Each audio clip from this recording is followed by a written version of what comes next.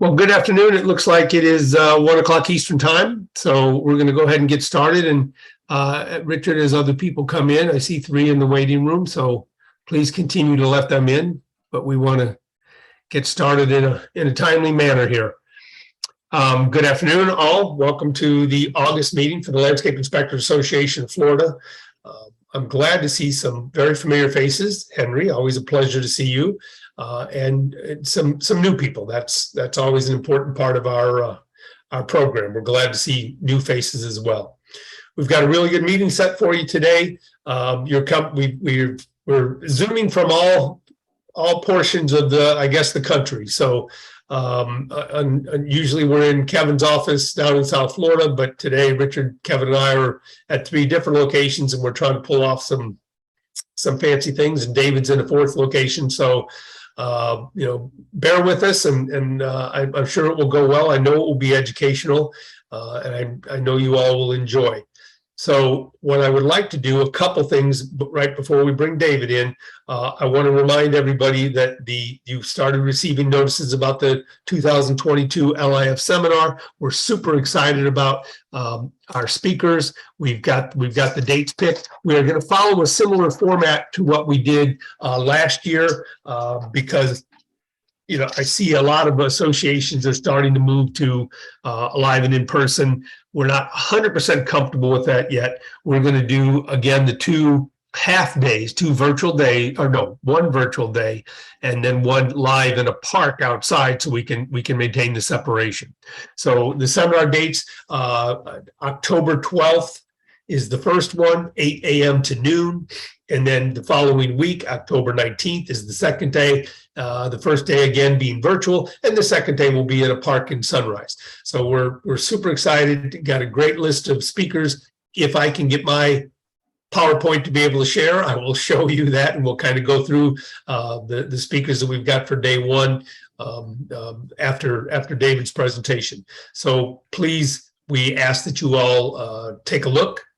Sign up. There's good CEUs from all providers, but most importantly, there's going to be great education packed into those days. We've got a really good list of speakers for both days, and we like the balance of the virtual speakers, which is more of a classroom type presentation, married then the following week with the in-park more or less hands-on presentation. So we think this is going to work out very good. For those of you that can or represent companies or cities or anything else that would like to be a sponsor, we would certainly love to have you be a sponsor. I would encourage everyone, all members, all board of directors, anybody else, to do your best to get us some sponsors out there, get the word to them, and get them involved. Sponsors will receive their name on the banner for the day in person in the park. They'll have their name and logo on our website for an entire year. Then they also, if the sponsor has a commercial or a 30 to 60 second spot they'd like to put on, we will also run that during the virtual portion of the seminar, as well as during a select monthly meetings. So there's a lot we're hoping that is going to encourage sponsors and participants to this year's seminar. One thing you got to remember is, as a volunteer association, Landscape Inspector Association educational, the biggest thing we're trying to do is get information out to you all. So this helps us do it. The seminar is what more or less provides our funding for the year. So again, very excited. October 12th, 8 a.m. to noon, virtual, and October 19th, 8 a.m. to noon, live and in person. Each day is $75 or $150 for the package. Sponsors are $300. Have any questions, feel free to reach out to me directly or through the website. With that, Kevin, I am going to turn it over to you to introduce Mr. Jones. Even though most people are familiar with him, we'll do a nice formal introduction, and we'd look forward to hearing David. Thank you, Mr. Burns. I'm very happy to introduce David. David Jones has a wealth of knowledge, and we're privileged to have him as a member and as our speaker today.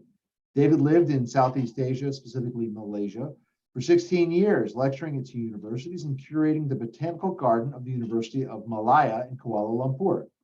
During his time there, he studied wild citrus, mainly performing ecological studies in order to collect germplasm for introduction into botanical gardens. Germplasm collecting expeditions in conjunction with American, Thai, Indonesian, and Japanese scientists were funded by the World Wildlife Fund and the FAO. After returning to the United States, David had the privilege of curating the botanical garden of the Kampong of the National Tropical Botanical Garden for 8 years. Kampong, which is located in Coconut Grove, was the home of Dr. David Fairchild and his wife, Marion, who, interestingly enough, was also the daughter of Alexander Graham Bell. Fun fact. David was also the supervisory botanist at Everglades National Park, including Dry Tortugas National Park, which is a really interesting place that I've not been to yet, but I'd like to, for 7 years. He worked on exotic pest plant management and ecosystem monitoring and restoration inside the park. He earned his bachelor's degree in botany from UC Berkeley and holds a master's degree in biological science with a specialization in plant systematics. He's taught a myriad of classes in botany to college and university students, both in Malaysia and more recently at Miami-Dade College, where he was, but is no longer, an adjunct professor teaching horticulture. And with that, David, please take it away. Thank you, Kevin, for that. That's as long as my presentation, actually, that introduction. I do appreciate it. I don't usually get that kind of introduction, but I appreciate it. I'm going to get right into the presentation. It's rather an intense PowerPoint presentation. What I mean by that is has a lot of slides, and many of the slides have technical information, not so much text, but graphical and photographs. Many are historical. So to do that too, I'm going to stop my video, and I want you to get the benefit of looking at the slides through full screen. So you're going to see me disappear now. I'll reappear at the end, and I'm stopping the video for me now, and I'm going to share screen with you all. And you should see the first slide, hopefully, the title slide of my presentation. So as Kevin had said, I'm David Jones. I work for the City of Plantation in the Environmental Landscape Division of the Public Works Department. I included my email there for a reason I'll tell you in a second. I've been 6 years at the City of Plantation, previously at the City of Miami for a year and a half working with Quatisha, who runs the Environmental Resources Program there. I wanted to acknowledge the support of Steve Rogers, who's the Director of the Public Works Department, of Mr. Indley Brown, who's the Horticultural Supervisor, my direct supervisor in the division, and Matt Rogers, who is a landscape inspector. The three of us share the responsibility of ensuring, among other duties, that the residents of the city stay informed about the need for sustainable urban landscaping. It's a daily challenge. I'm telling you, you can all probably be very familiar and relate to that, the necessity of having residents of our cities be on board with requirements of landscaping. With that, then I'm going to go ahead and give you my first slide. Now, this is the title slide. It's called David Fairchild, Royal Palms, and the Goodyear Blimp, the Everglades National Park story. I am intimately familiar with, excuse me, folks. I'm intimately familiar with, so I'm just making an adjustment. There you go. I'm intimately familiar with both David Fairchild and Everglades National Park. David Fairchild was a famed plant explorer for the USDA. He wrote he wrote that in the 50 years that he lived and worked in Southern Florida, that he never found the time to explore the interior of the Southern Everglades, that he was only familiar with the fringes. Yet, David Fairchild became the most influential person in the battle to protect the area that will eventually become Everglades National Park. So the story I'm going to share with you now, which is the early history of the park, really all began with a wild stand of native royal palms. A written scaled down version of my talk here today was written for the bulletin of the National Tropical Botanical Garden headquartered in Hawaii. If you email me with the email I've given you and request a copy, I'd be happy to send you an electronic or digital copy of that a brief little article. So as I said, I'm quite familiar with both Everglades and the David Fairchild himself. As Kevin said, I was supervisory botanist at Everglades National Park for about 7.5 years. And then that was followed by a position as a research associate at Florida International University's Southeast Resources Center, CIRC. And in 2007, I was hired as the director of horticulture at the Kampong in Coconut Grove, which was the home and garden of Dr. and Mrs. Fairchild in the first several decades of the 1900s. So these photos share 1, 2, 3 show my work in the Everglades. And the bottom 4 actually show a David Fairchild on the left, the black and white photo with his wife, Marion. He's standing in the middle, entertaining guests in their historic home. And then I am there giving a tour to some tourists there. And of course, the garden itself. I would like to say that the garden is one of 5 belonging to the National Tropical Botanical Garden, headquartered in Hawaii. And the Kampong is open to the public, and it's one of 5. It's the only one in the mainland. The other 4 are located in the Hawaiian Islands. Now, when I worked at the Kampong, I saw this photograph in the museum, which was David Fairchild's old laboratory. And I saw for the first time that photo that I showed in my title slide, the photo of the blimp and a group of people standing at the bottom of the blimp. When I saw that, I wanted to learn more about that. And that group, that party of persons who were about ready to board the blimp, they were actually going to take a trip over the Everglades. So I thought, well, that's interesting. So I was compelled to learn more about the story behind the photograph. And that this presentation is a result of my investigation. And I really want to acknowledge the assistance of the archives of Fairchild Tropical Botanic Garden, who gave me access to their historical files. So some background on David Fairchild is warranted before I go ahead and proceed. David Fairchild was an agricultural explorer of the USDA. He directed the section of foreign seed and plant introduction in Washington from 1897 until his retirement in 1928. He was basically the first chief of the plant introduction office. And so we have the first 3 images there showing David in an early age and he in his office, and the manual he wrote for the purposes and methods of plant introduction for this country, starting in 1897. Under his leadership as the chief of the section, he's responsible for introducing 200,000 or more crop plants from around the world, thought to have some economical potential in this country, particularly as food plants. He introduced such common crops as soybeans and mangoes and nectarines and dates and bamboos, flowering cherries, pistachios, varieties of wheat, cotton, and rice, and so on. He was responsible while he was running the, sorry about that. He was responsible for setting up a series of plant introduction gardens around the country. And the purpose of the gardens was to have a system, a network of gardens, which the crop plants would come from foreign sources, and they would be introduced to those gardens and tested in various ways to see if they were viable as introductions for our agriculture.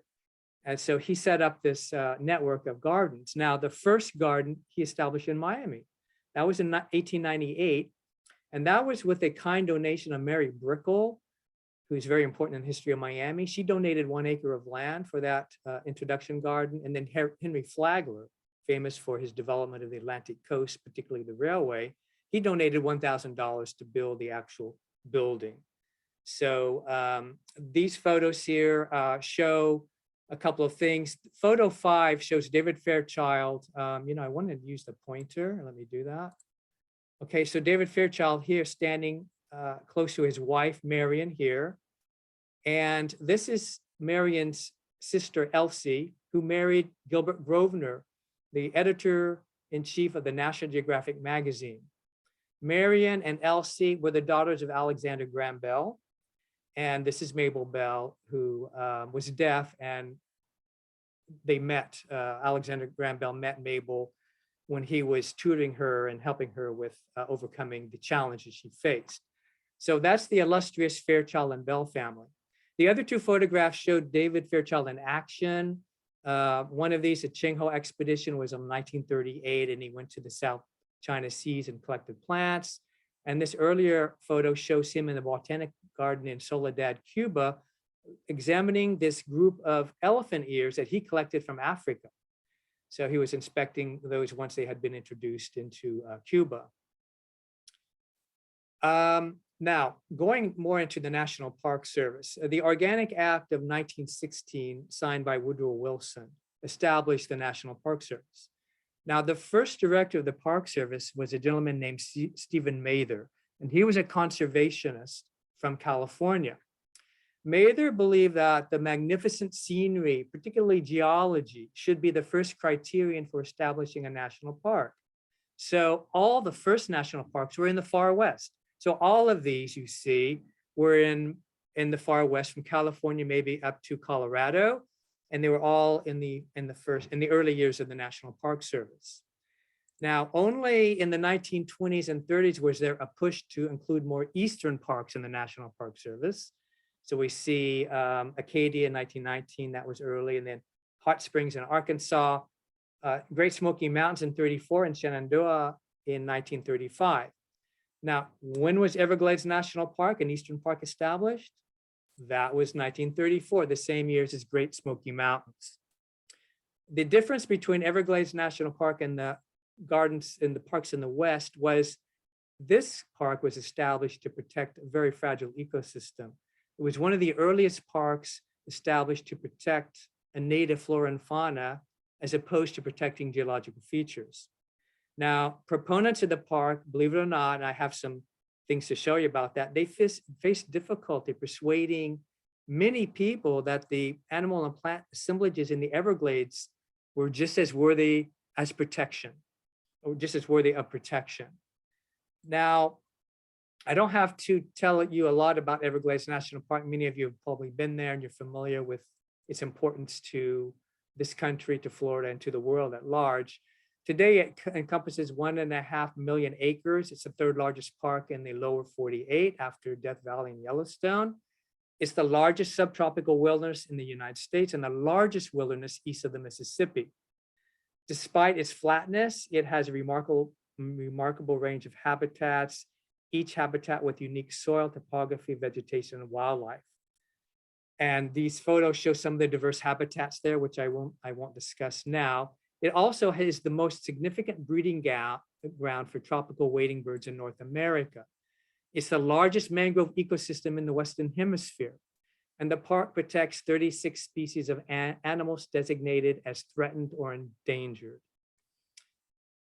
Now, this slide I want to show you shows the Everglades from its source in Lake Okeechobee south to the Gulf of Mexico and Florida Bay, where it terminates. Now, prior to the 1880s, when this area began to be developed, this is like 1850s, this is a model based on the information we have. Of course, they couldn't take satellite images of the Everglades in 1850, but this is a model. It shows a pristine southern Everglades, Lake Okeechobee, where the water flowed over the banks of Lake Okeechobee and went down a limestone, kind of a limestone shelf, and flowed through a slough called Shag River Slough and exited in the Gulf of Mexico and also Florida Bay. And so that shows a rather continuous sheet of water running unimpeded, about 100 miles long and about 60 miles wide. It was called the River of Grass, famous, made by Marjorie Stoneman Douglas, who wrote the Everglades River of Grass. Starting in the 1880s, agriculture and a blooming population necessitated that the wetlands be drained.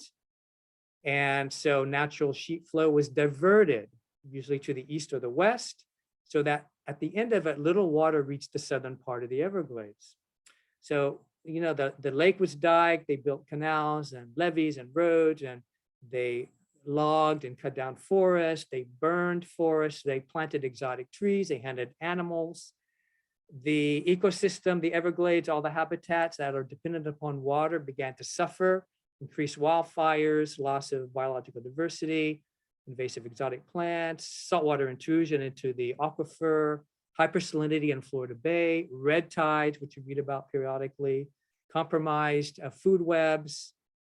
These were all evident in David Fairchild's time at the beginning of the 20th century.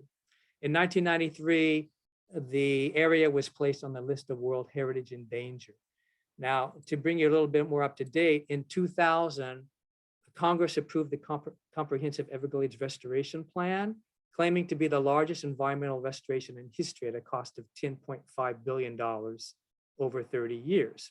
And the objective of that plan was to preserve and protect the ecosystem, the natural ecosystem, while providing for other water-related needs of the region. So the image on the left is pre-drainage, the natural ecosystem, and the one on the right shows the managed ecosystem. And you can see stark difference. You can see where Tamiami Trail is located, right here. You can see Highway 27 cutting across the slough. You can see the agriculture where a lot of sugarcane was introduced. You see all the Fort Lauderdale, the coastal landing ridge, which supports most of the inhabitants, totally occupied by urban development and so on. So you can really see a major difference from pre-drainage to a managed system with really serious consequences for the natural environment. Now, this slide shows an interesting slide. It shows one of the early explorers of the region. Prior to 1900, botanical knowledge of the southern area was lacking. Only when Henry Flagler built the Florida East Coast Railway, which reached Homestead in around 1904, that increased access to the area south of Miami. And Henry Flagler was an American industrialist who's famous for developing the East Coast of Florida through his series of hotels, the railway, and other things. Now, John Kunkel Small, who's featured here, was a botanist from New York Botanical Garden. And he began collecting plants in southern Florida from 1901 through the 1930s. In 1929, he wrote the book From Eden to Sahara, Florida's Tragedy, which is shown here. And his book shows lots of images of the more pristine Everglades 1 and 2, but also some of the consequences of this access, the exploitation of the natural environment through vandalism and taking plants out of the park. So you see these carts and vehicles loaded with plant specimens for whatever purposes they were taken out for. John Kunkel Small collected specimens, and many of them from the Everglades are now in the New York Botanical Gardens herbarium. And so here's an old sheet collected in the early 1900s by Dr. Small here. At the same time, another botanist, his name was Charles Torrey Simpson, notable botanist. He specialized, interestingly enough, in snails and bivalves, and he worked for the Smithsonian Institution. He retired in Miami for botanical exploration. He was such a good botanist that he received an honorary doctorate from University of Miami in 1927. He also wrote several books on South Florida's flora, including this one in 1920 called In Florida and Lower Florida Wilds. Now, this shows the image actually of Dr. Simpson in his hammock. He owned a hammock. It was up near Little River in Northeast Miami. And he owned a large property with a natural habitat, a natural hammock adjacent to it. And he introduced David Fairchild. Here he is visiting Dr. Simpson at his estate. It was called the Sentinels. And it was in Little River. It's no longer there. Maybe a remnant of the hammock is there, but the residence is no longer there. These are a few images of Dr. Simpson's book showing, again, some natural habitat. This is from Cape Sable. This is a mangrove shot of the mangroves in 1920 or a little bit early. Shows some of the freshwater prairies around the area. 2 eastern diamondback rattlesnakes were featured in his book. These, he happened to note, were killed, so they're laying here on display. He also was interested in the Seminoles who occupied this area. And of interesting too, he wanted to point out the destruction of the Everglades through vandalism and the extraction of some of the plant material. So he took this photograph of some men extracting the trunks of the Everglades palm, which is native to southern Florida. Here they are extracting, cutting them down and extracting them for some purpose. So even in the early teens and 20s, people were taking advantage of these untapped natural resources and extracting them. Now, a particular interest to Dr. Simpson and Dr. Small and others in the area was a 300-acre area west of Homestead. Here's Homestead here.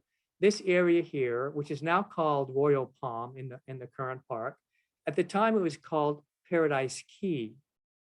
Okay, and that was a particular area because, well, first it was basically a key because it's like an island of hardwoods, a hammock surrounded by freshwater marshes. So it's kind of this wooded area surrounded or in this matrix of wetlands. So it's kind of an island within this sea of fresh water. So that's why they called it Paradise Key. Now, in this image, a little bit of a close-up of Royal Palm. This is the area. This is the key here with the hammock, which contained the royal palms, which people were attracted to. Now, in 1915, or prior to 1915, it took 4 days for people to hike from Homestead and Florida City to Royal Palm Hammock. That shows that most of the area had natural habitat. It was difficult to get through that. In 1915, there was the construction of the Ingraham Highway between Homestead and the end of this road in Everglades National Park, the marina, the area called Flamingo. So that was why the highway was started. The road, the Ingraham Highway, reached Paradise Key in around 1915. And not only did it reach Paradise Key, but it went through the key, straight through the hammock, and then south towards Flamingo. And you can see actually the old Ingraham Highway, the roadbed was here, but it cut across the key. So there was a lot of quick access to the hammock with both good and bad consequences. Now, this is an aerial image taken using Google Earth. Okay, I thought this was better. It shows the current park boundary. This is the Homestead entrance is here. Homestead is to the east, the park road coming in, and it kind of shows the road coming down toward Paradise Key. And in this little enlargement, it shows the old road going right through the hammock, right through it. And that's the old Ingraham Highway.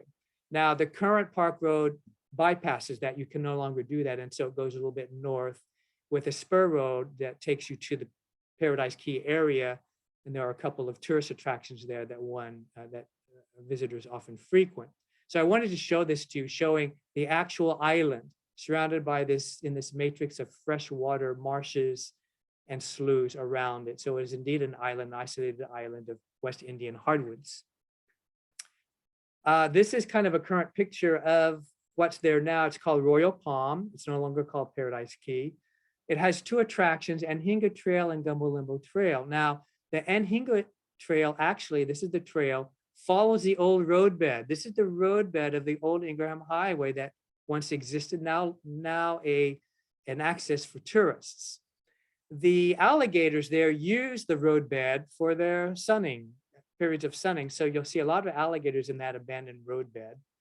And these are two images of the trail that go through the hammock portion of the key called Gumbo Limbo Trail. So it's an asphalted walkway. They didn't have that walkway in the time during the day, but there is one now. And people can walk and see the hardwood tree species that occupy that area.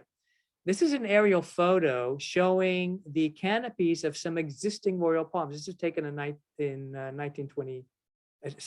2021, showing the canopies of a lot of royal palms. And this line basically shows where the old highway went. So the highway kind of went through a population of native royal palms. This is a view of the current Ingraham Highway, the abandoned one, through that portion of the hammock. And this is another view of the old highway, no longer accessible by vehicle, but by pedestrians only and bicycles, showing in this shot an existing royal palm. So you can all see those if you walk on the Old Ingraham Highway by accessing Royal Palm, the attraction Royal Palm. Now, David Fairchild, in his particular duty, he had to periodically check the plant introduction stations. And so he would come down to Southern Florida to visit the one in Miami. So he made a trip to Southern Florida, particularly to Miami, and he filed his report with the USDA in the form of a report with photographs and text, and he called it the Florida Trip Report, March 1914. So in that trip, he took a picture of some royal palms, which he dug up in some urban area, maybe near Homestead. And he suggested that all these royal palms had been transplanted from wild royal palms that had been collected from Paradise Key 30 years earlier. Now, I'm not really sure how he came to that conclusion. It's possible, but he suggested that that was the case because these are not indigenous to this particular side here. So he feels that for palms to be this high, they had to have been introduced earlier. Interestingly enough, closer to home here, on that same trip, he drove to Davie. And he examined, of all things, he examined papayas. He looked at Chinese cabbage growing in Davie. And he looked at casuarina trees and made the comment that they grow very fast. That's in his report. So the next year, January 1915, he took another trip to South Florida. It's in his Florida Trip Report, January 1915. And he took with him a famous USD plant explorer named Wilson Popenoe, who's famous for introducing avocados into the United States. In fact, David Fairchild hired Popenoe to go to Guatemala and bring back avocados for introduction into this country. Many of the new cultivars ended up in the Kampong, and they are still there. Some of the early introductions are in the Kampong David Fairchild estate. So to get there, both Popenoe and David Fairchild took the new Ingraham Highway to Paradise Key. So these are views taken by David Fairchild on the old Ingraham Highway, going across the freshwater marshes to the hammock. Here it is. This is Paradise Key, and this is closer with the royal palms rising above the hammock. Then he took some photos as they walked across the key. They took some photos of within the key, and you can see the roadbed there. Quite a bit of damage, actually, but some of the hammock was left intact with, again, the royal palms being the focal point for that hammock. At the time, he also noticed he counted 66 royal palms in 1915. And he did make a comment that the key was covered with beautiful tropical jungle. He used those exact words in his report. Now, J.K. Small, who you know was a great botanist who spent a lot of time in Southern Florida doing botanical collection, he made a similar trip the same year to Paradise Key on the new road. And he recorded these images of inside, 3, 4, and 5, inside the hammock of Paradise Key, showing again a little bit of the destructive impacts of the road with some large trees and royals. He also took photos of the adjacent pinelands that are on a little higher ground near the Paradise Key, as well as the wetlands that you had to traverse to get to Paradise Key, which is shown in the background. Again, you cannot see this, but underwater, there are a series of planks laid end to allow a more durable roadbed to get people through this marsh when it was inundated with water.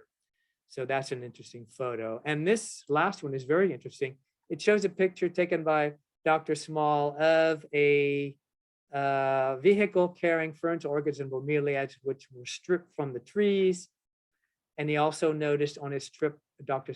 Small noticed that there's this colorful tree snail. It's called the ligulous tree snail. It's been featured in National Geographic magazines. Very colorful, very unique to the hammocks of Southern Florida. Easy to pick off tree trunks. They're very easy to find.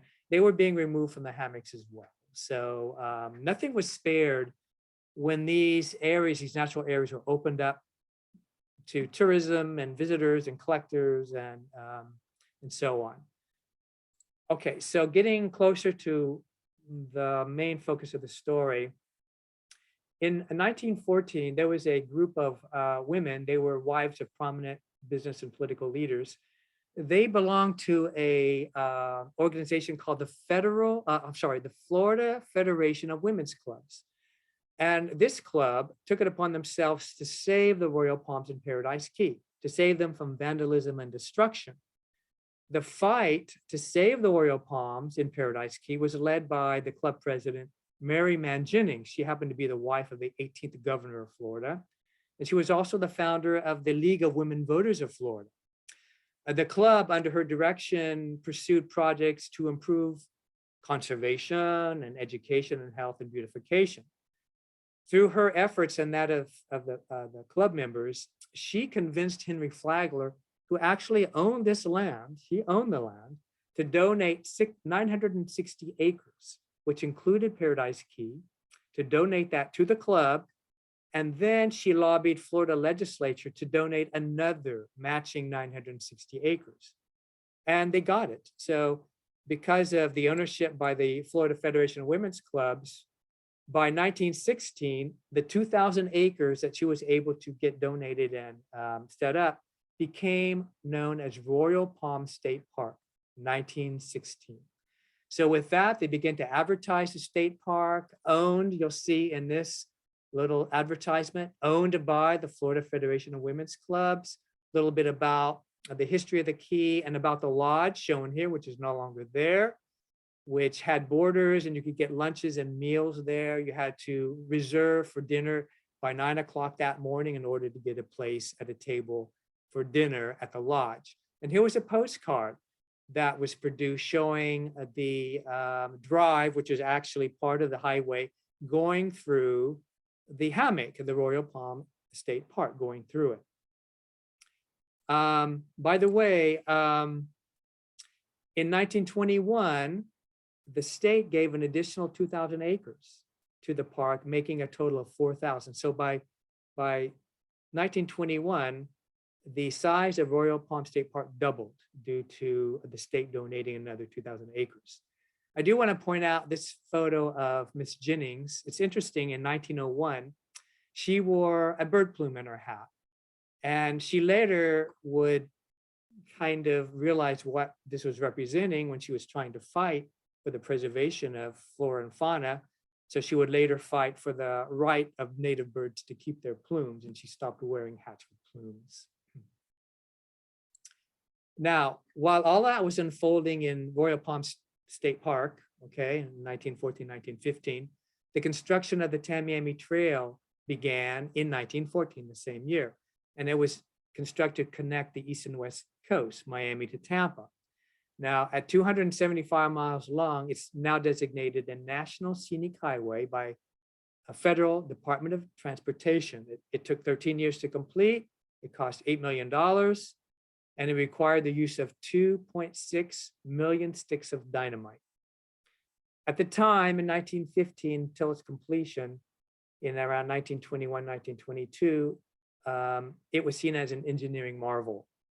No one at that time considered the potential damage to the Everglades that a raised roadbed here and the associated canal would have, acting as a dam to block water flow from the north to the south. So water flow from Lake Okeechobee had to pass through this area, which was now blocked by the Tamiami Trail. So a few culverts were built to help out a little bit, but insufficient, of course, for the volume of water that was required to keep the ecosystem healthy south of the trail. Now, this is very interesting. I did not know this. This was pointed out to me earlier.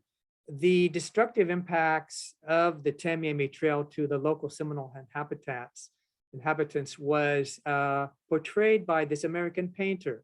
His name was Eugene Savage, who died in 1978. He was 95. He's best known for a lot of murals he did for college campuses and various buildings in the United States and around the world. Some of the murals are 54 feet wide. In 1935, he visited Florida, became somewhat enamored with the Seminole way of life, and he did these paintings, and the paintings depict the plight of the Seminoles in response to the destruction of the Everglades by the construction of the Tamiami Trail. And so these paintings in 1935 were done at the same time that the effort to create the park was underway. I find this very interesting. This is actually floating on water, a little boat. And this is where how they drilled a hole and they inserted the sticks of dynamite. So that's what this was for. And the caption for this photo says that this gentleman sitting on the second floor was there with a rifle to shoot any alligators that appeared to be a threat to the dynamite crew here. So that was somewhat interesting. Some of these old images are remarkable, actually. Now, David Fairchild actually took note of the Tamiami Trail. He wrote a chapter in one of his books written in 1947. It's called Doom Along the Tamiami Trail. And he talks about how no one dreamed what the trail would one become. They had no conception of the devastation that the trail would create. They had no idea about the fires that would sweep across the landscape, and that basically the Tamiami Trail became another common straight roadway through a deforested, sun-baked land. So interesting that David Fairchild himself had recognized this damage and wrote about it in his book of 1947. Now, in early 1920, going back to David Fairchild, he took another trip to southern Florida. He took his wife, Marion, and they visited Royal Palm State Park. He took her to the park, and this is along the Old Ingraham Highway. He did that in conjunction with his trip report to the south. This is the only time that I know in the history of David Fairchild's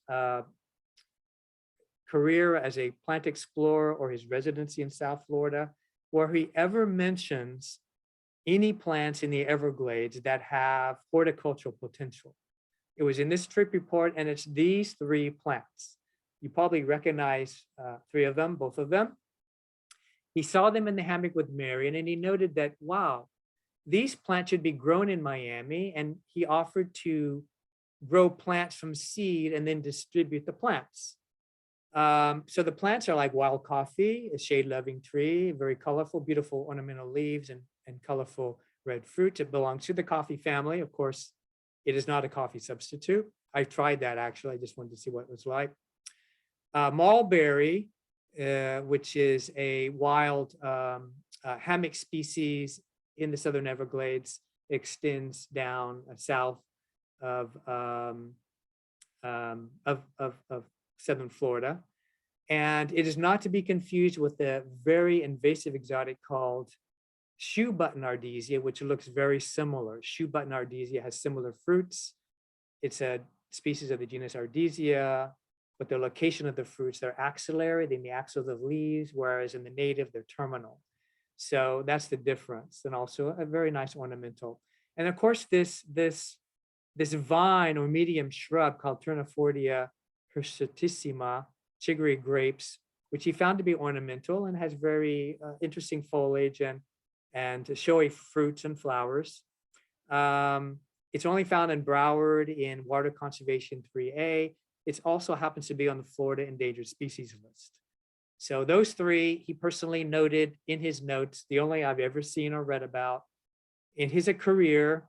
And I have no idea if that's responsible for the introduction of wild coffee, because we know it's very commonly used, less for the other two. I don't really know what his impact was on the horticultural trade at that time. Now, Ernest Francis Coe is another person who was very important for the park's introduction. He joined a group of local men and women to organize themselves into a local group of park preservationists. This was in the mid to late 20s. He was one of those group of concerned citizens. Now, he's a landscape designer from New England, and at the age of 60, he moved to Miami to continue his practice. While in Miami, he witnessed the destruction of the Everglades, and at that time, from 1925 onward, he made the Everglades his life. So unlike David Fairchild, who made a few years of his life dedicated to the Everglades, Ernest Francis Coe devoted most of his life, 30 years, to the preservation of the park. He is referred to as the father of Everglades National Park. He received a special plaque at the dedication of the park in 1947, and the visitor center is named at the park is named in his honor. So a very important person, together with David Fairchild, who supported the park. Now, this is one of the detractors from the park. He's actually the president of the American Forestry Association. He wrote this letter in 1928 to David Fairchild. He's opposed to the national park idea at the end of Florida. He says the park did not measure up. He's absolutely opposed to having a park in this particular state because he thinks there's too many people who are trying to propose a park for their state. So he was opposed to that. Perhaps it didn't meet the geological magnificence criterion that was used for the Western parks. So he wrote that letter in opposition to David Fairchild's attempt to get the park under some kind of federal protection. Now, in December of the same year, 1928, Carl Fisher, he's a Miami promoter of the a developer, businessman, and he was a promoter of the Florida land boom of the 20s. He had a meeting at the Nautilus Hotel in Miami Beach. This is the old Nautilus, no longer there. I think it was destroyed in the 1950s. He called this meeting, David Fairchild and others, anyone concerned with the preservation of the Everglades, the Southern Everglades, to see if they could come up with some kind of strategy to organize themselves, to come up with a strategy to lobby support for a national park. So this is the letter of invitation to Fairchild in 1928, right here. You can read that. And the result of that meeting in 28 was the establishment of the Tropic Everglades Park Association. This is their letterhead. It shows David Fairchild as president, shows Ernest Coe as chairman. It shows some various other people. I don't really have time. I'm actually behind time, but some other prominent people. One of them is the president of the Chamber of Commerce. One of them is a bank president, local. Some of the members, it opened membership to people. One of them was Marjorie Stoneman Douglas, very famous assistant editor of the Miami Herald, as well as writing some classic books. Carl Fisher, Bowman Ash, who was president of University of Miami, was also one of the members of this association, many others. And this is an interesting letter received in the same month. Okay, so we had that meeting. People began to catch wind of this new park in Southern Florida. So this gentleman, he was a primatologist in Yale. He wrote this letter to David Fairchild in 28, and he said, guess what? We have this anthropoid breeding station up in Orange Park, Florida, south of Tallahassee. We would be interesting to introduce apes and monkeys in the park area to see how they would adjust to that environment, and they would be able to study them. And so, of course, this was not, I don't even know if David Fairchild answered this letter. Usually if David Fairchild answered it, he wrote a little check up here and he initialed it saying, I responded and checked. You'll notice this letter does not have a response, doesn't have his initial, he didn't check it. So he may have ignored this one, but an interesting proposal for how to use the Southern Everglades as a primate breeding area. In this particular case, David Fairchild in 1929 early, because he was very influential, he wrote a letter, and he wrote a letter to, I don't know, 75 influential people in the United States, senators.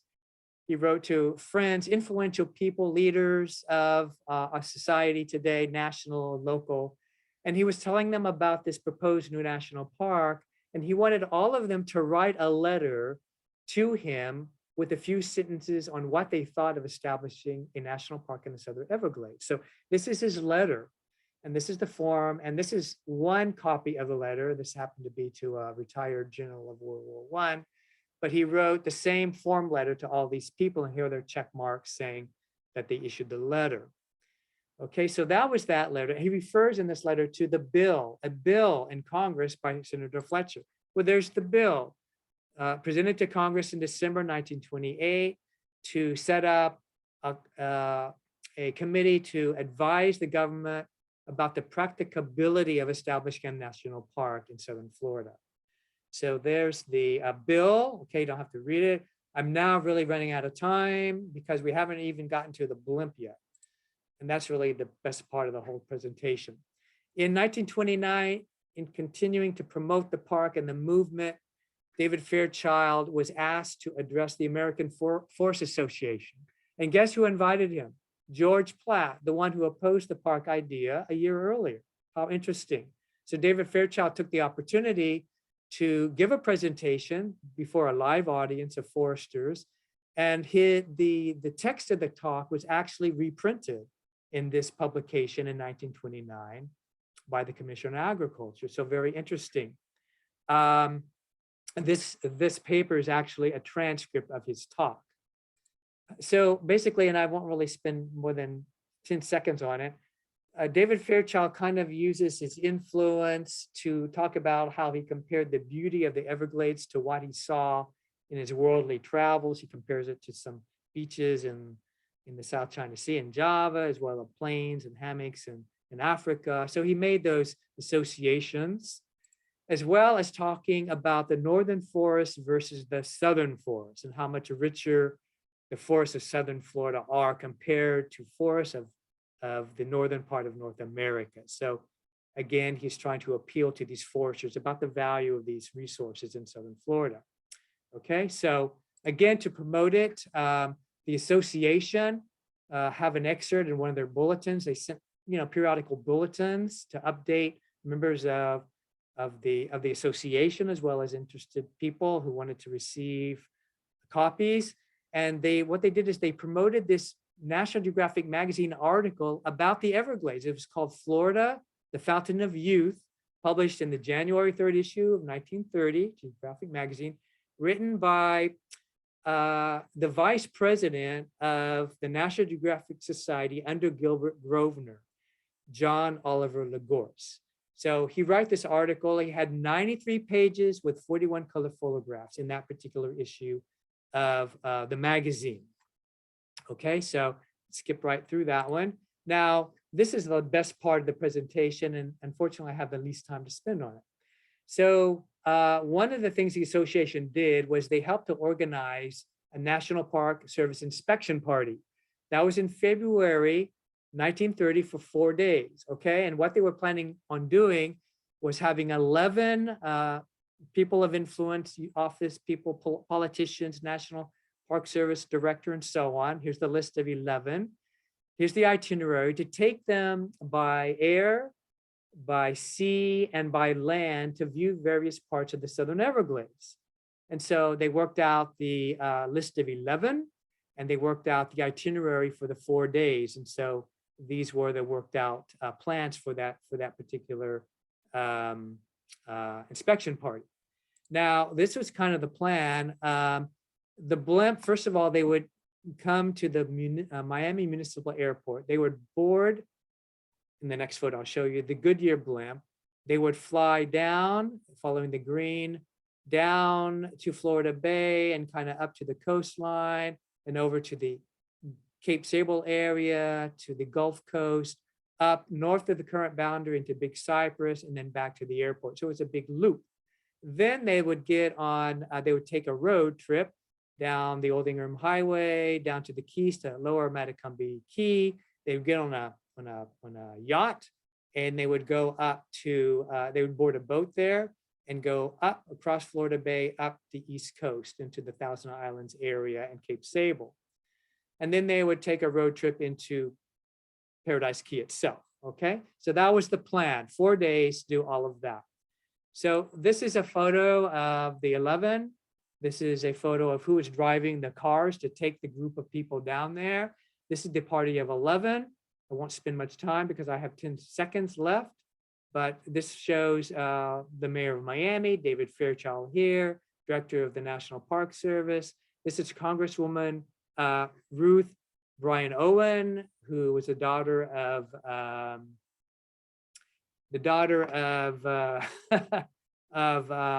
Secretary of State under Wilson, I'm sorry. And so the other people, this was the superintendent of Yellowstone National Park, and this was Ernest Coe. They all boarded the blimp, okay? And here they are in a different, they kind of reconfigured themselves, and they show in a different array here. So that shows that. So these are some images. This shows some images that people on the ground took to give to David Fairchild or some of the blimp people. Here's the touring cars that took them down to Lower Matacumbe Key. Here they are above the blimp going over the Everglades. Very fascinating. all historical photographs. Tamiami Trail is shown here. This shows once they got down on the boat section, they got to Lower Matecumbe Key, they boarded this yacht, and various scenes of the party, the 11 people. This is Marjorie Stoneman Douglas here, and this is Ruth Bryan Owen. She is here in a mangrove area. Here's the party in the mangroves with currently some very interesting hats, taking one of the boats, going in one of the waterways there to introduce the group to the beauties of the Cape Sable area and the Thousand Islands area. The houseboat was called the Friendship. And so at the conclusion of the boat trip, they got on those vehicles, went back up the Keys into Paradise Key. They had lunch hosted by the Florida Federation Women's Club, and they toured the hammock there to see what that looked like. Interestingly enough, in this letter in 1958, Marion Fairchild, who survived David Fairchild, makes reference to a party that David Fairchild had organized for the boat section, where two of the party members, Ruth Bryan Owen and Marjorie Stoneman Douglas, dressed up as geisha girls. And then she says that it was quite a party and sold all those men on the value of a park in the Everglades. And I'm kind of wondering, was that really the deciding factor in establishing the park with those two geisha girls? I always wonder how heavy of a factor, how heavy that weighted on these people. And so it was very amusing. I didn't even know that, but apparently it had some persuasive ability, perhaps, to sway some people. So this is why David Fairchild wrote when he completed his tour, and he wrote back to all those people in the committee in 1930. And it's a very important quote. It's an educational institution of the very first magnitude, the Everglades, that I would like to present to you the tip of Southern Florida as being the educational institution. An educational institution at the doorway to the greatest opportunity of the rising generation of the biologically minded. He gave that in a letter in 1930 to the National Park Service committee members. Really quickly, William, I'm going to ask you if I can have 2 more minutes here to complete. I just want to tell you that also following that in May 1930, Marjorie Stoneman Douglas was commissioned to write this article about the potential Everglades National Park. Okay, this is the full feature article of the 1930 issue of the Herald. She called it this: only tropic in USA to be national park. I really like this little subtitle. South Florida area is end of world and beginning of world. It is unlike anything else on the continent, strange in itself and rarely beautiful, very interesting, termed sea's gift to light. I find that somewhat poetic. I really like that. Anyway, she, as you know, would become the Grand Dame of the Everglades. She died at the age of 108, and she wrote the famous Everglades River of Grass, which made her an instant celebrity. So her name is synonymous with the Everglades. Later in 1930, David Fairchild stepped down from his presidency of the association that he was presiding over. And the reason why is because he couldn't concentrate on his other work. And he refers to this as, you know, my life is chaotic and my efforts are scattered. So he wanted to concentrate on writing. So he wrote this very long letter to Francis Coe in 1930, and he stepped down shortly after, and Ernest Coe took over presidency of the association. And that's kind of how the transition was made. Now, in December of the same year, so they had the first party in February, then they had a second party for the U.S. Senate Public Lands and Surveys Committee, December 1930. A different group of people, 16 of them, these included spouses this trip, but very similar. And the telegram requires them, for this particular party, to appreciate that the party become entertained, and they provided with the blimp, the hotel, and the boat. So they probably heard of the success of the first tour, and they wanted the same thing, not to miss the entertainment. I don't think the entertainment this time included geisha girls, but it did include a costume party at the Nautilus Hotel at the end of this trip. This is the letter that shows, the itinerary and the people and all the changes that David Fairchild made to the itinerary. And the next photo shows the group of senators.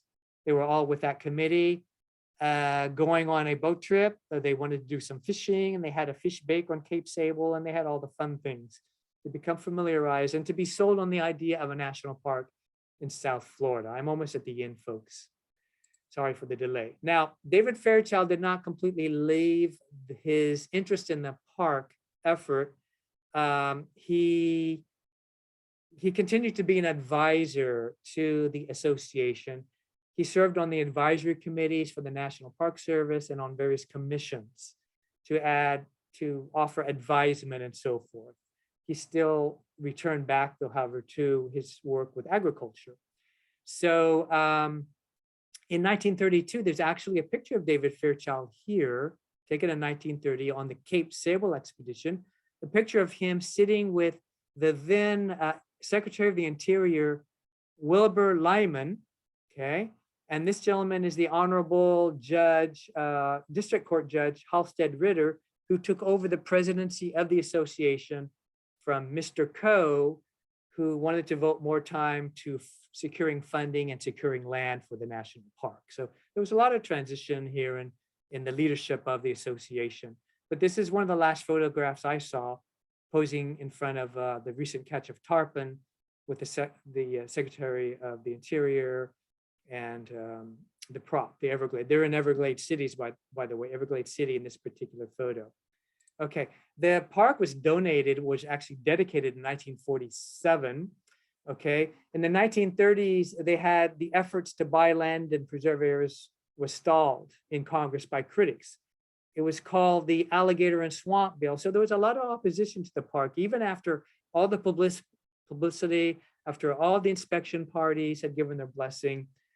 It failed 2 attempts to pass legislation. And finally, in 1934, President FDR, President Roosevelt signed the bill creating the park in 34.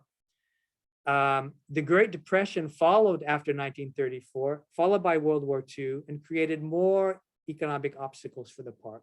It was only in 1947, December, that Harry Truman dedicated the park. This is the 1947. This is the dedication at Everglades City, the program, the stamp created to commemorate the formation of the park, and a pamphlet, promoting the dedication. So very interesting there. And believe it or not, we are at the end. I like this saying, written by David Fairchild in an undated manuscript called The Retention of a Wild Area in the Southern Everglades. And this is what he wrote. This, I think, is the final analysis and David's final thoughts on the importance of the Everglades, but wild areas, okay, to society. And he wrote here, there's something terribly tragic about the distorted environment of the urbanized people of America. They are fast becoming completely sterilized in their reactions toward the cosmos. When will the American public realize it must choose for its children between tomatoes and plume birds, between something for their stomachs and something for their soul? So that's got multiple meanings and multiple interpretations of what he's trying to say. I just found it interesting that he chooses to use tomatoes and food, which he devoted his entire career to promote, in his comparison to the importance of nature. I kind of find that interesting because he had to really maintain his interest in agriculture, promote it, but at the same time, he's making a comparison with the need to have nature in place of tomatoes and filling people's stomachs. So that is, believe it or not, the end of my slideshow. I'm going to stop the share. I'm going to reappear magically here. And I'm back on. Okay, and are we here? Indeed we are. David, that was excellent. That you. was excellent. Thank you. You have a depth of knowledge about the park. I'm sorry. Too much to say, too little time. It may be divided into 3 other talks. No, I don't. If there's something you want to add, don't worry about the time. There's nothing I want to add except for my apologies. No apologies necessary. David, I do have a question. What was Dr. Fairchild's actual title? He said he would come down and tour the park. Who was he representing? His actual title, when he was hired in 1893, was Agricultural Explorer. So then a few years later, they promoted him to the chief of the section. But he always used the title agricultural explorer. Even in retirement, he was brought on kind of part-time by the USDA. He officially retired in 1928, but stayed with the USDA until 1933. And so he maintained, I don't know, kind of an honorary status and kept the title agricultural explorer. Excellent, excellent. I was unaware of that. I didn't know what Yes. his title with the feds were. Yes. And David, as you alluded, Tamiami Trail created quite a disruption to the whole system.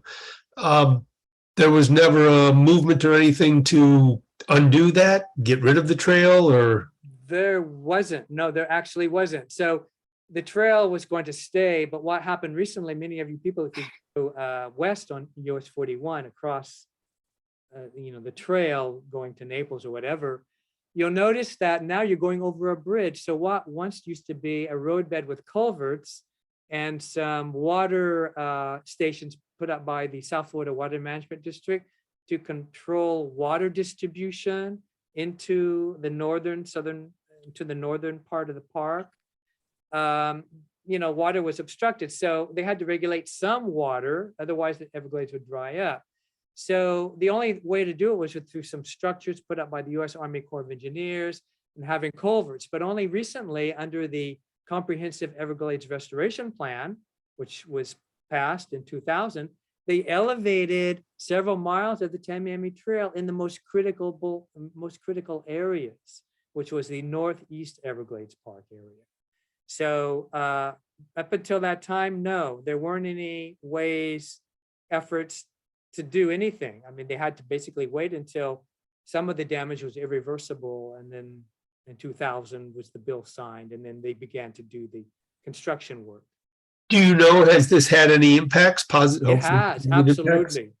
Absolutely. The hydrology in the Northeast Everglades Park has been restored essentially. It's more like the natural hydro period, because there had some birds like the Cape Sable seaside sparrow, which is an endangered species. It nested in the prairies of the northeast part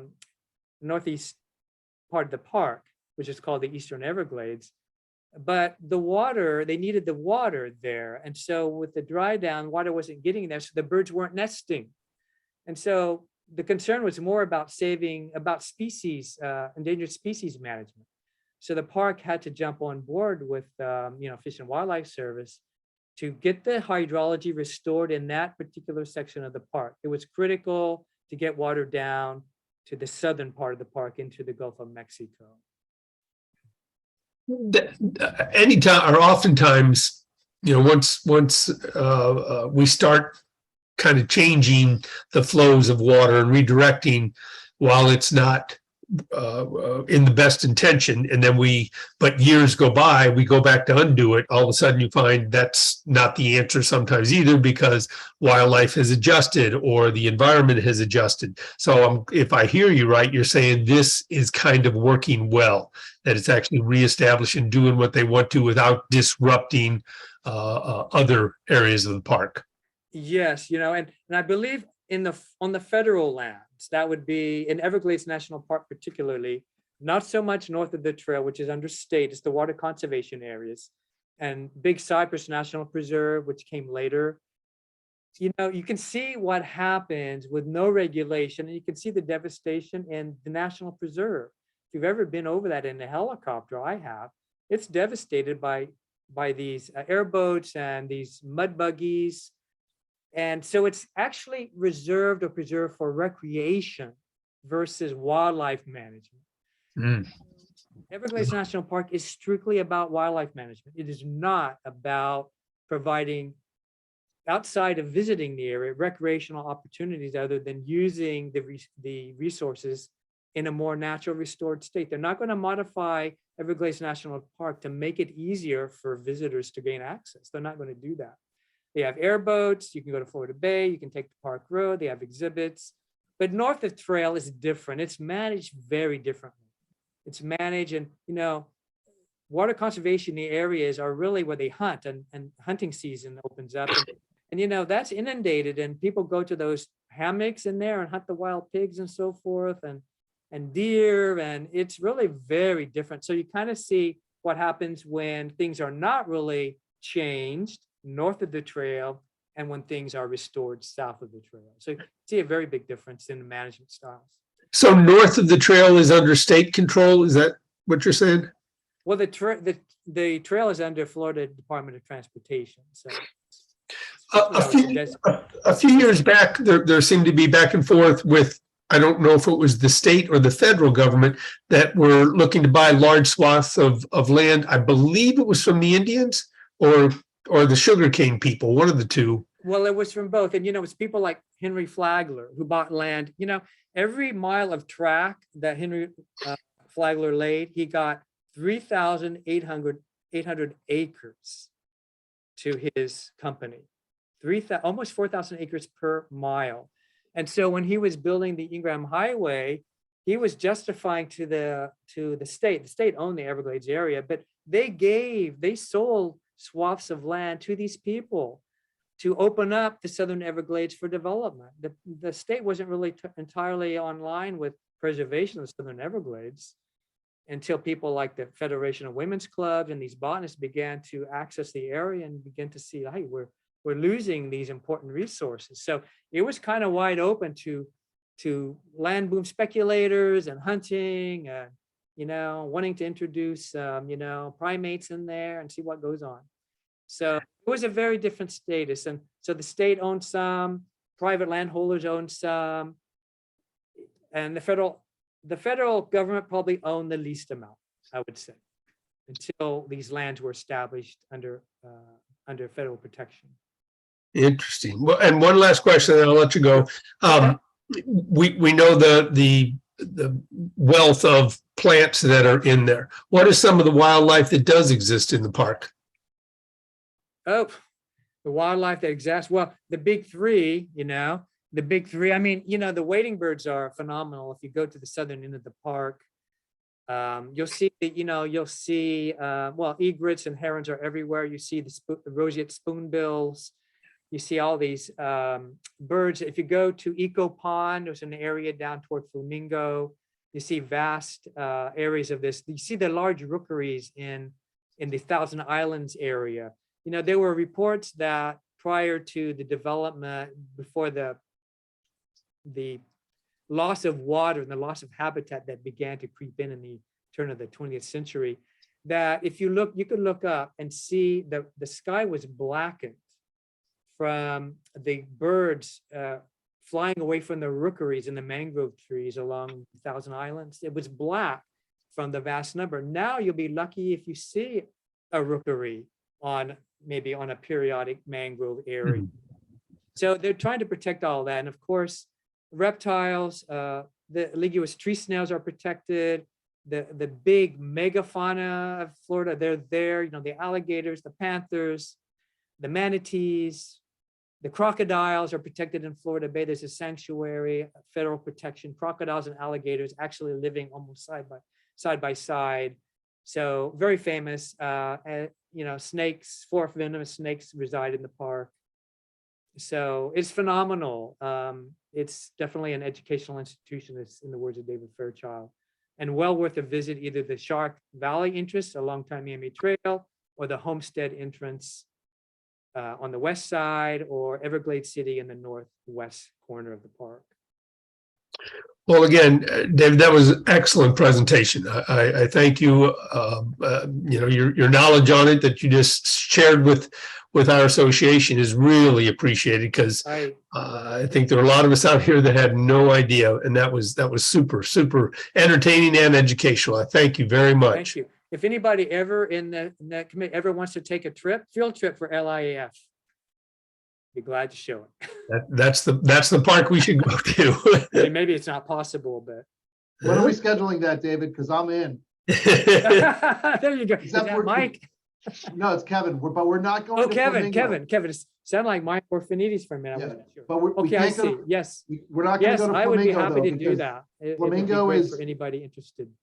Flamingo is mosquito hell, and so It is now, but in the winter, when you get those first cold fronts, it's tropical paradise. Absolutely. let's make it happen. Nice. I'll try to arrange the mosquitoes off that day. Anybody interested, it would be great. Thanks. Again, David, I thank you very much. We appreciate it. Thank you for the information. If anybody wants to reach out to you, if you would share your city email with Richard, we'll put it on the website so that if anybody has a specific question about the park or what you do, they can reach out to you. We Great. appreciate And you. like I said at the beginning, Bill, William, if my email was on the first slide, but Okay. give it out again. It's djones@plantation.org. If anybody wanted the paper about this particular project, there was a short paper I had written for one of my employers, National Tropical Botanical Garden, for the home of David Fairchild in Coconut Grove. There's a short paper, it has some of the same information in a condensed style with some black and white photographs. I'd be happy to give that. It's easy for me to send on an email. I'd be happy to do that for anyone. Excellent. Appreciate it. Thank you, You're certainly David. welcome. It's my pleasure to be here to share this with the members. Well, and it's always good when we have one of our members stand up and do such a good job. So very Thank good. you. That means a Thank lot you. to me. Thank you so much. Uh-huh. Appreciate it. All right, Mr. Kevin, you're still there? Yes. I'm glad to hear that. We've got a couple things, but there you are. Before I bring on our extension cord people, I did send you another email. Hopefully you got it this time with the flyer. You can get Richard. So after we get through the extension cord, we want to put up that flyer. So we got a second to talk about it. Sure, I can save it and I can probably post it up. Excellent. So in the meantime, Henry, I see your smiling face there. You haven't moved. As a matter of fact, your smiling face is held perfectly still for the entire hour plus. So Richard or Kevin, if you would please bring, I guess, Henry up to a co-host so that he can tell us the latest goings on for the Dade County extension, it would be appreciated.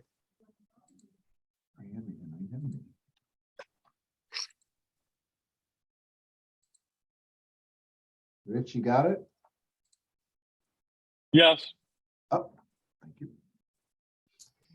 All right, I'm here, I guess. Well, thank you very much, David. I mean, that's an amazing presentation. Really, there's no words to describe it. You know, what you have over there. I mean, this is a a trip to my backyard. So this is so amazing. Thank you, Henry. Good. So anyhow, good to see you. me too. We have here some workshops coming up. I will say that it's not so entertaining that what David did. So we're going to have it tomorrow. You know, Florida Greater Standards workshops. It's going to be updates. Michael Fanidis is going to talk about hardwood and palms. So not too many people talk about Greater Standards and palms. So Mike is going to be over there. I can put the link in the chat maybe later. So it's going to be tomorrow noon to 1. It's going to be a webinar, no lunch, unfortunately. So hopefully in the future we can have some lunch. Also, we are going to have it September 1st. Ficus Whitefly, if you remember, we say 10 years, 12 years ago, the ficus whitefly was a huge issue. So it still is a problem. I mean, it's amazing, you know, after 15 years, it still is a problem. So many specialists from the University of Florida and also USDA is going to talk about what they are doing. I mean, many CPO, mini pest control guys are complaining that the normal chemicals and the neonicotinoids are not working. So hopefully, or could be, the whitefly is creating some type of resistance. So this is an ongoing issue, and some of the specialists are going to do some testing. So it's going to be September the 1st. Other than that, I don't have any more to update you guys. Thank you, William, Kevin, for the opportunity. Kevin, Henry, it's always good to hear from you. I'm glad things are going well down there. Looking forward to to Mike's presentation tomorrow. I'll be participating. Peggy has asked me to actually do the introduction, so I will be there. I'll sign in today, and hopefully you're going to have a great attendance numbers. That's super important information that we keep getting out every way, shape, and form we can, and Mike does an excellent job of it. So looking forward to that presentation tomorrow, as well as your one on September 1st. Right. Thank you. Thank you. And speaking of Mike, I do not see Mike out there, but I see Donna out there twice. So I think Mike is incognito out there. Michael, if you're there, I don't know how he can, Richard, you may have to, does he wave his hand, or how do we know which one is Michael? Because I see one Donna with the picture and I see another Donna. I'm gonna see if that's not you. Ask each one. The only thing I can think of is allow both of them and see which one talks like him. Actually, I see 3 Donnas. Well, you know what? Let's go straight to the source here. I'm asking Donna, we're trying to, there you are. Hi, Donna.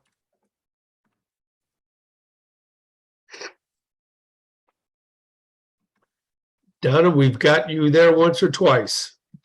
And Mike, if you're Like I there. said, I see 3, so we could ask them to unmute and see which one. One Donna has unmuted. Well, Michael, one of them you made a co-host. The other 2 I just asked to unmute. See oops. if either of them. All right, Michael, when you're out there, unmute and speak up. In the meantime, Guys hear me? there we are. Okay, which one are you? He's Okay, Donna. well, I've been muted. I've been trying to sign in, guys. But still don't have video option. Says you cannot start your video because the host has stopped it. Mike, you're showing up under Donna. Once Richard sees which one you are, I think he can. Yeah, There I you think- are. Yeah, I I got don't him. know. I don't get it. Hi, Donna. Yeah. So yeah, guys, it's a little bit odd. We're at a different desk now. Anyway, so some things I wanted to mention. I wanted to first welcome Giuseppe Di Jacinto is my new educational training specialist here at UF-IFAS Extension in Broward County. Giuseppe joined our staff late in July, and he's been a real godsend, helping me out with classes and curriculum and whatnot. Donna is still working with our team 3 days a week. So our ComHort team is pretty much on target and reassembled. So just some things that I wanted to brief you guys on. We've been doing a lot of tree trimming classes. Of course, the renewal deadline for registering or re-registering, relicensing is the end of this month, so it's only a few days away. I'm getting some feedback from some of the tree services that some of the cities are requiring moving forward to be certified arborists. You cannot do pruning unless you're a certified arborist. And I wanted to get a read on that because it's certainly nothing the county is requiring. And is that something some of the cities are putting out there, maybe in response to the state of Florida's preemption of our tree trimmer licensing ordinance, which sunsets next July 1st. Mike, it's William. I may be mistaken, but it seems to me your home city years ago had that requirement. No, sir. No, they No? had a company had to be on their registry, which meant they had to vet. The company had a bona fide tree trimmer license through Broward County. That was basically it. So Yeah, I don't. Do you know what cities have required that? Because we've got a lot of people out there. well, I think I heard Plantation was one of them, possibly Sunrise was another. I can fairly well speak for Sunrise. It hasn't. I don't know, Mike. I'm like you. I'm not sure they can just very easily do that. You know, I don't know. I mean, I guess it's a certification. It's not a license, so it could be a, you know, sort of an end run around the state's preemption. Yeah. But yeah, so as of next July 1st, I think everyone is aware the Broward County tree trimmer license after 22 years will sunset, thanks to our state legislature in Tallahassee. As I've indicated in previous LIAF meetings, we're working to kind of develop a course for those who abuse trees that the cities can send to us for enlightenment, redemption, whatever you want to call it. I don't know that that'll solve the problem, but certainly for people that have no business trimming trees or have no experience, at least it will be a little bit of an introduction as to what constitutes acceptable pruning and what is not. I really didn't want to spend a lot of time on this subject. Other than if you are a city and you are requiring people to trim trees in your city to either get a permit or be a certified arborist, I need to know that because I don't know how to respond to these folks coming in here at the 11th hour wanting to get their licenses renewed for whatever, I guess 10 months remains in this licensing sequence. I don't know how to respond to that. I don't know which cities are requiring it, which cities aren't, whether the city can even do it. It could be potentially challenged by the state. This is just the climate we're living in. So please let me know if your city is requiring anything above and beyond the Broward County Tree Trimmer Licensing Ordinance. I also want to mention very briefly that I've been working with county staff. We're developing what's called an integrated weed management program. And this will be affecting primarily county employees who manage weeds on county-owned and county-managed property, as well as our commercial people that have contracts with Broward County. We're going to be doing some education on what constitutes integrated weed management, which is, of course, everything in the toolbox, including herbicides. That right now is being workshopped through the various divisions of county government, and ultimately it'll have to be approved by the commission and the county administrator's office. But we're pretty confident that will happen, and we're hoping those classes can start sometime this coming winter. Last but not least, I wanted to tell you all that we are doing a lot of work with climate change. If I can't imagine any of you that are careers are invested in the environment and the landscape, as I suspect everyone here is today, hasn't heard about climate change, is not a believer in climate change. I think we've had ample proof, and the science has been pretty darn conclusive that human activities are certainly making the situation worse. And so therefore we think that it's time that the landscape and nursery and pest control industry started doing some things on their own to take care of their contribution toward climate change. And admittedly, it's a global problem. There's nowhere you can hide on this globe to get away from it. Some areas obviously are impacted more than others, but I asked Donna if she would put in the chat a piece that's come out from UF-IFAS Extension Sarasota County, who working in conjunction with the iTree program has come out with a 2-page fact sheet, which if I was able to be at my computer as I had hoped today, I would share my screen with you. But in a nutshell, it compares the relative ability of a variety of common South and Central Florida tree species to their ability to sequester carbon, not only on an annual basis, but also on a, thank you, whoever put that up. If we can go to the next page. As you can see here, you can't see the whole thing, but annual CO2 sequestered, lifetime carbon dioxide equivalent, carbon sequestered, annual storm water runoff avoided, annual rainfall intercepted, annual ozone air pollution removed, and annual sulfur dioxide air pollution removed for each of the species shown on this particular chart. Now, these again are derived from iTree. I have not had the opportunity to investigate this. I literally got this today, this morning, but having attended UTD4 in St. Pete earlier this month, I want to tell you that this is the kind of information we need to justify, promote, require, whatever it is, in terms of making sure we are planting trees and maintaining trees, and not just removing trees, so that we're doing as much as we can with regard to climate change mitigation. Florida is behind. That was one of the things I came away from the UTD4 conference in St. Pete. It was an ISA conference. Well, ISA was one of the partners. Folks, the Californians are ahead of us, the Australians are ahead of us, the Europeans are ahead of us. We need good data. We need some information that is relevant to Florida. And right now we don't have much. So we're going to be working on this. It's a committee of IFAS people at this point in time. I'm on the committee, not only looking at just the contributions of different tree species, and it's interesting to note the paltry contribution of palms relative to hardwood trees. And I'm not prepared to defend any of these numbers, folks. It's just, you know, we've for long, I think, tried to educate the public on the fact that palms are pretty, but they really don't contribute a whole heck of a lot in terms of environmental benefits. And if you believe these numbers, I think they're pretty, that they certainly justify that statement. And so this could be utilized in terms of, you know, how we review tree removal permits and require mitigation if we're able to, how we encourage landscape architects and those that are in the development end of things to incorporate hardwood trees as a part of climate change mitigation.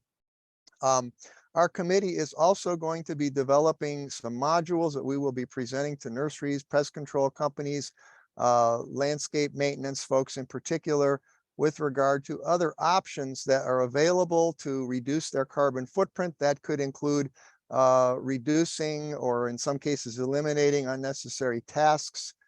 I happen to be critical of folks that on a weekly basis sculpt these circles around trees in the turf and cut feeder roots, thinking that they're doing something really positive when in fact they're damaging roots and obviously expending more carbon in the process of doing it.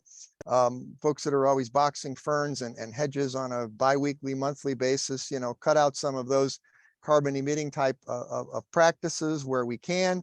And of course, investing in greener technologies and less polluting type equipment to maintain the landscape, supply the pesticides and whatnot. And what's so interesting is the contribution of fertilizer to carbon, the carbon footprint. It is actually pretty significant. And I'm thinking with our GIBMP program, you know, we don't even begin to address the impacts of climate change on fertilization practices. And so there's a big, I think, area that we need to explore too. So in a nutshell, without taking any more time, those are just some of the things that are coming down the pike from UF-IFAS Extension. I believe Donna has put this document in the chat and would like to suggest you all take a look at it. The other thing before I leave is we have a survey that we have developed and been conducting this summer. Some of you may have already participated in it. It's an electronic survey about attitudes toward climate change and climate mitigation. It is a somewhat lengthy survey, but we've had 269 responses from across the state. I'm proud to say 50 out of those 269 came from Broward County, but we need more. And so the purpose of the survey is to kind of gauge our green industry's attitudes toward, one, is climate change real? Two, are we a part of the problem? Then maybe we should be a part of the solution. And if we're going to be a part of the solution, what does that look like? How can we make that happen? So I've also asked Donna to put the link to that survey.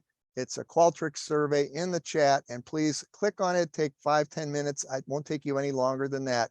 And please complete the survey so we get even larger numbers. This will help us plan the curriculum, what to cover, how to approach it. I can tell you in some of the comments at some of the listening sessions, you'd be surprised. There are still a significant number of people in our industry who don't believe in climate change or think that, yes, it's real, but I'm such a little piece in the puzzle. What I do won't make a difference. And, you know, that, in my opinion, is just abdicating responsibility. So I'm going to end it there. William and Kevin, thank you so much. It's always a pleasure, and we'll stay tuned. Take care. Thank you, Mike. And I hope you heard Henry was touting your presentation tomorrow, which we'll be participating in. One other one to go back, Mike, possibly what people are mistaking, both Sunrise and Plantation do require permits, but the permits can be applied for by anybody. It did used to say with a Broward County license or an arborist. So that may be where the hiccup is. Down the road, the cities are going to have to say, I guess, anyone that has a business occupational license in the green industry will be allowed to apply for those licenses or for those tree trimming permits, but they don't have to be an arborist. Okay, thank you. Yep. Okay, we've, Kevin, if you can, please put up that flyer. I would appreciate it. Let me see what I can do. One moment, please. We would hum the Jeopardy tune, but Okay. I think I can. Why can't I get that through? while Kevin is doing that and doing the Jeopardy tune in his mind, what I will remind all of you again, what he's looking for, we're trying to get him to put up is a copy of the day one flyer. There we go. Boom. Ooh. Can you As make it a well? little, can you, yeah, I would say, I'll lean in deeply, but can you make it a little larger? Man, Sir? where are your readers? Come on. Hold on a second. Let me see what I can do. I would Just need hit the little plus thing right there. No, the magnifying glass plus right there. Yeah, I got There you. you go. There you go. Excellent. Good Is that job. better? Yes, sir. Okay, so for you all, what we're touting and talking about is the October 12th and October 19th, 2022 Landscape Inspector Association in Florida seminar. You know, we've been doing this for a number of years. We've had spectacular speakers, we've had spectacular outcomes, and we've had a lot of knowledge transferred from these speakers to our attendees, and this year is going to be no different. So if you look, this is day one, the day that is virtual, and it opens up with Kirsten Hines. Kirsten is an author and photographer. She's got several books out there. I've got a couple of her books, fantastic. And we changing emails today. She's up in the Northeast taking pictures for another book. She is always on the go. Her pictures are phenomenal. And what we're hoping to do, as the title of her talk says, we're creating bird-friendly Florida landscapes.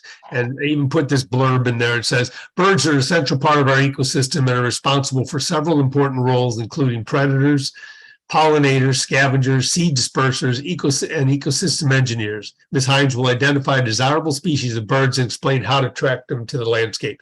You know, I know we're all green industry people, and involved in the green industry is the overall ecosystem. So it's not just selecting a particular plant that satisfies the code or fits in the area. If we can also make those selections whereby we can attract birds, butterflies, all the other things that we need, we are then truly developing an ecosystem, and that's what we need to reestablish. It's kind of what Mike was saying.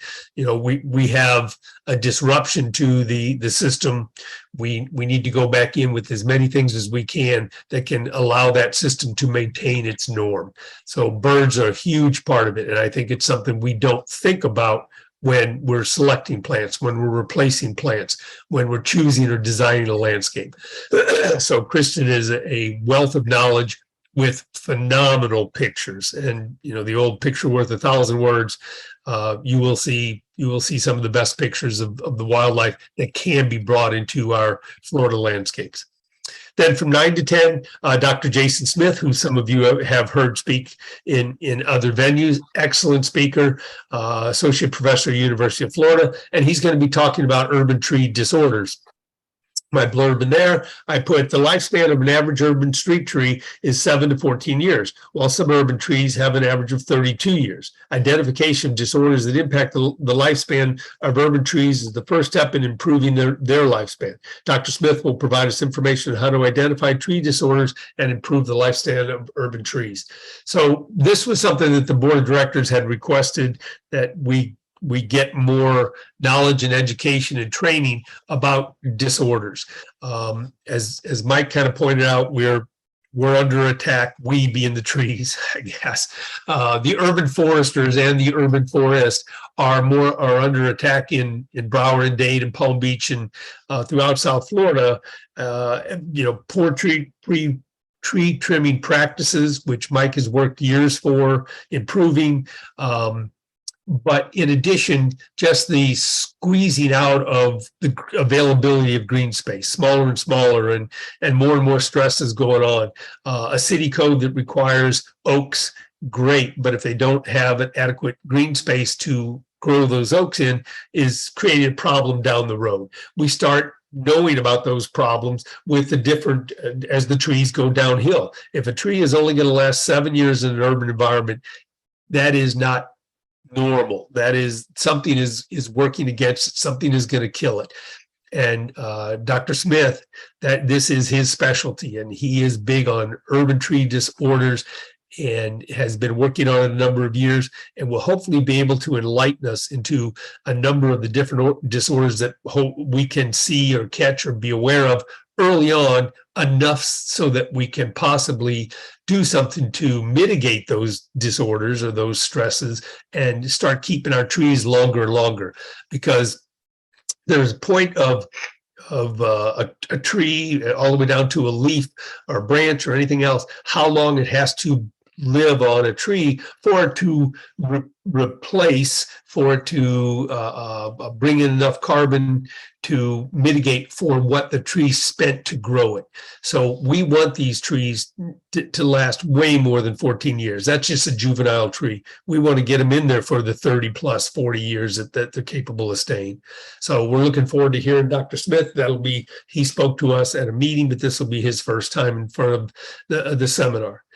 Then Al Key, Al was to speak last year, and then he ran into a conflict, but he is the one that, because the company he works with, and he is personal friends with James Urban, he had James Urban step in, who certainly was on par with Al, a phenomenal presentation last year. Al is an author. He's got articles in several of the horticultural journals, but the biggest thing, you all may be aware of him, he is a co-owner of Deep Root, and Deep Root is the Silva cells, which I know a lot of you have heard about. There are like products out there. We're not just touting one particular product. What Al is going to be talking about is utilizing green spaces, the smaller green spaces that are out there, being able to utilize them for sizable plants, for plants that are going to be able to tolerate the smaller spaces, and or the way of getting more soil so our green spaces can be larger. So we've had Al before. He does an excellent job. He stays away from, quote, the sales end, but he will tell you some of the volumes of soils, and he's got lots of stats on the quantity of soil that's needed to be able to develop different trees. And as we, as horticulturalists and foresters or anything involved in the green industry, have to realize, again, if we take a tree, an oak, a gumbo, some other grand canopy tree, and put it in a spot that is too small, we're dooling that tree from the start. So we need to be aware, with the kind of numbers that Al can provide, we need to be aware of how large those green spaces need to be. And then from the 11 to noon hour, one of our absolute favorites, and that's Dr. Micah McMillan. Dr. McMillan took over for Dr. Elliott, say 3 years ago. She is enthusiastic and energetic, and a super speaker on palms, which is something we're, as Mike pointed out, we're woefully behind on. So for her, somebody needs to mute, please. If you look at Dr. McMillan, says there are 12 palm trees native to Florida sandy soils, yet we grow over 30 species for landscape use. Maintaining good fertility will greatly increase their survivability. Dr. McMillan will provide us guidelines for proper fertilization and increasing the availability or survivability of palm. I had an extensive conversation with Dr. McMillan. Again, she's been working diligently on these fertilizer programs. She's got some great information, and they actually have a camera that is down in the roots, and it's able to photograph root growth and root uptake of some of the water and the nutrients that are in them. So really looking forward to her presentation as well. All in all, this will be incredibly good half day. We're going to fit all this into from 8 to noon of knowledge. As I said up there, 2 half days full of education. So I would certainly want everybody to participate in this. This is not for LIAF members only. It's open to all people. The rate is the same.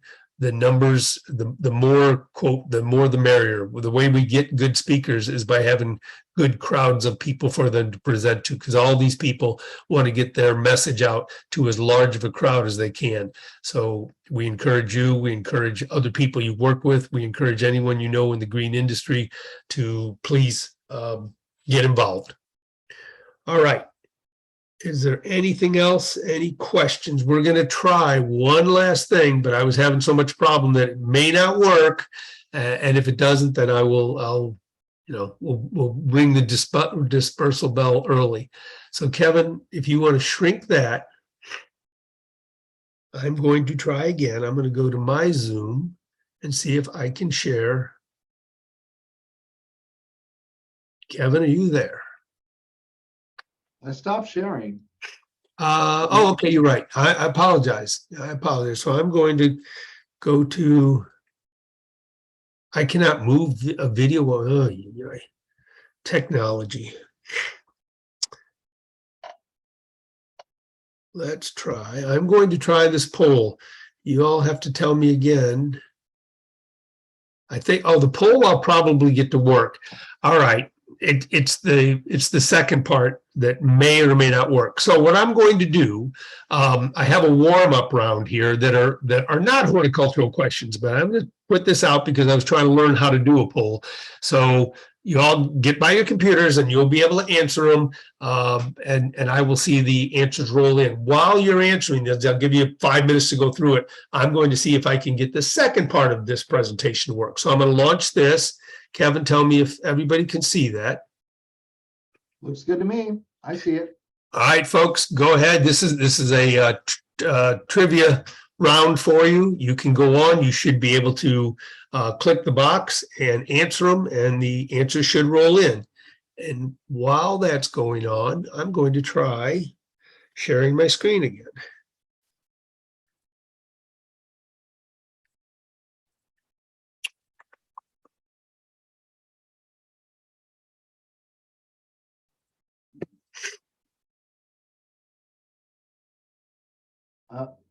Bill?